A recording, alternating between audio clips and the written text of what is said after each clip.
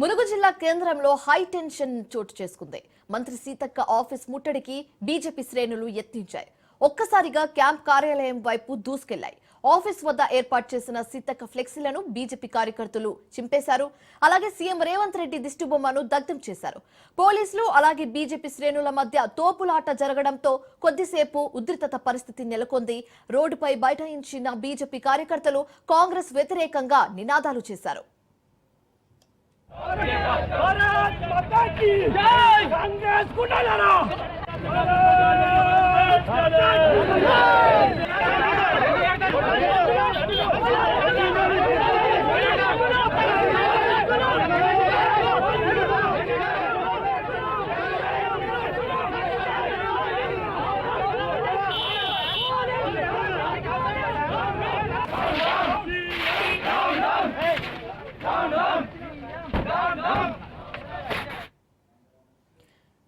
ములుగు జిల్లా కేంద్రంలో high tension చోటు చేసుకుంది.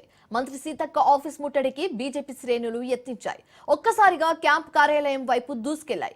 ఆఫీస్ వద్ద ఏర్పాటు చేసిన సీతక్క ఫ్లెక్సీలను బీజేపీ కార్యకర్తలు చింపేశారు.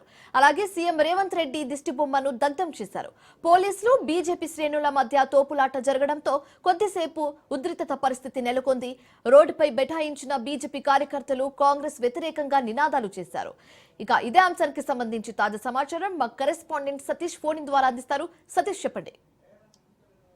శివాని, ములుగు జిల్లాలో ఉద్రిక్తమైనటువంటి వాతావరణం నెలకొంది. ఒకవైపు నిన్న బీజేపీ కార్యాలయంపై యూత్ కాంగ్రెస్ నేతలు దాడికి యత్నించినటువంటి ఘటనకు సంబంధించి ఆగ్రహం వ్యక్తం చేసినటువంటి బీజేపీ శ్రేణులు ఈ రోజు ములుగు మంత్రి స్థానిక ఎమ్మెల్యే సీతక్క క్యాంప్ కార్యాలయం ముట్టడికి ప్రయత్నించినటువంటి క్రమంలో కొంత ఉద్రిక్తమైనటువంటి వాతావరణం నెలకొంది. జాతీయ రహదారిపై సీఎం రేవంత్ రెడ్డి దిష్టిబొమ్మను దగ్ధం చేసినటువంటి బీజేపీ నాయకులు మంత్రి సీతక్క ఫ్లెక్సీలను కూడా చింపివేశారు. మంత్రి సీతక్క క్యాంప్ కార్యాలయం వైపు దూసుకెళ్లేందుకు బీజేపీ శ్రేణులు ప్రయత్నించగా పోలీసులు అడ్డుకున్నారు. ఇటు ఆ క్రమంలో పోలీసులకు ఇటు బీజేపీ కార్యకర్తలకు మధ్య తీవ్ర వాగ్వాదం తోపులాట చోటు చేసుకుంది. ఈ క్రమంలో వారిని వారించే కోసం పోలీసులు శ్రమించాల్సినటువంటి పరిస్థితి వచ్చింది. అటు బీజేపీ కార్యాలయం పైన దాడి చేయడం సమంజసమైనటువంటి విషయం కాదు. ఇటువంటి చర్యలు పునరావృతం అయితే చూస్తూ సహించేది లేదంటూ బీజేపీ కార్యకర్తలు డిమాండ్ చేశారు. నిన్న బీజేపీ కార్యాలయం పైన దాడికి పాల్పడినటువంటి వారిపైన కఠినమైనటువంటి చర్యలు తీసుకొని చట్టపరమైనటువంటి చర్యలు తీసుకోవాలంటూ కూడా వారు డిమాండ్ చేసినటువంటి పరిస్థితి ఉంది. శివాని, రైట్. అయితే సతీష్, నిన్న మనం బీజేపీ ఆఫీస్ మీద దాడిని చూసాం అండ్ ఈ రోజు కాంగ్రెస్ ఆఫీస్ మీద దాడిని చూస్తున్నాం. సో ఫుల్ స్టాప్ పడుతుందనుకున్న అంశంని ఇంకా కొనసాగిస్తున్నారు. దీన్ని ఎలా చూడొచ్చు అంటారు? అని అటు పార్టీలకు సంబంధించినటువంటి నాయకులు హుందాగా వ్యవహరిస్తూ కార్యకర్తలను కంట్రోల్ చేయాల్సినటువంటి అవసరం ఉంటుంది.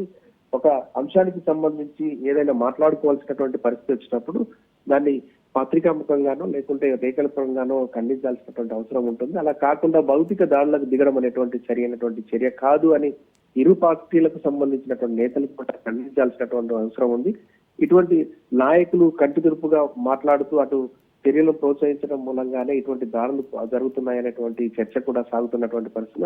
అటు బీజేపీ పార్టీ కావచ్చు, ఇటు కాంగ్రెస్ పార్టీ కావచ్చు, ఏది పార్టీ అయినా కూడా వాళ్ళ కార్యకర్తలను నియంత్రించుకొని ఇటువంటి భౌతిక దాడులు జరగకుండా శాంతియుతమైనటువంటి వాతావరణంలో వాళ్ళ నిరసనలు వ్యక్తం చేసుకునేటువంటి హక్కు ఉంటుంది. కానీ ఇలాంటి భౌతిక దాడులకు దిగడం, చర్యకు ప్రతి చర్యలకు దిగడం అనేటువంటి సరికాదు, చట్టాన్ని చేతులకు తీసుకోవడం సరికాదంటూ కూడా రాజకీయ వర్గాలు విమర్శిస్తున్నటువంటి పరిస్థితి ఉంది. ఇటు ఇరు పక్షాలు కూడా వాళ్ళ కార్యకర్తలను నియంత్రించుకొని ఇటువంటి చర్యలు పునరావృతం కాకుండా చర్యలు చేపట్టాలనేటువంటి చర్చ అయితే సాగుతున్నటువంటి పరిస్థితి విషయాలు. అయితే ఈ ఘటనకు సంబంధించి ఇప్పటి వరకు మంత్రి సీతక్క లేకపోతే సీతక్క వర్గీయులు లేకపోతే కాంగ్రెస్ వర్గీయులు ఎవరైనా స్పందించడం జరిగిందా?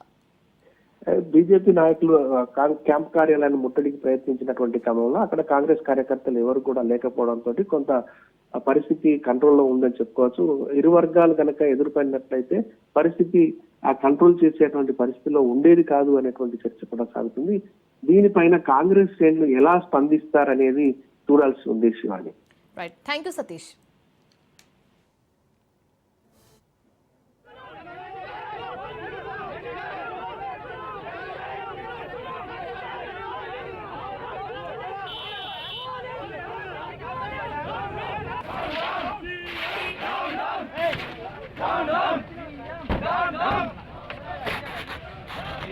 down.